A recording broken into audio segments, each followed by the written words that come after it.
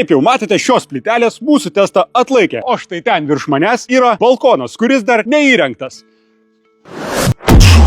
Opa! Jeigu nori plačiau sužinoti esminius šių plytelių pliusus bei pranašumus prieš kitas medžiagas, niekur nedink ir žiūrėk, kaip įsirengsime šį balkoną. 2 cm storio plytelės, kurių nereikia klijuoti. Taip, jums nepasigirdo, jų nereikia klijuoti. Šiuo atveju plytelės buvo montuojamos ant reguliuojamų atramų. Dar viena plytelių montavimo opcija yra ant aliuminio karkaso. Plytelės terasoms ne tik užtikrina aukštą plytelių kokybę, bet ir siūlo įvairiapusišką dizaino pasirinkimą. Nuo klasikinio iki modernaus. Jos puikiai pritaikomos tiek vidaus, tiek lauko patalpoms. Produktai išsiskiria natūralumu, aukšta kokybė, atsparumu UV spinduliams, drėgmei ir dėmėms. Puikus kokybės ir kainos santykis, norintiems įgyvendinti nestandartinius terasų ar balkonų sprendimus. Greito klojimo sistema leidžia plyteles sumontuoti netgi pačiam be brangių specialistų pagalbos. Ir štai mūsų balkonas jau sumontuotas. Vienas pagrindinių kriterijų, kodėl pasirinkome būtent šias plyteles, o ne medinę dangą, tai yra šios medžiagos ilgaamžiškumas. Taipogi jos atsparios pelėsiams bei samanoms ir nereikalauja per didelės priežiūros.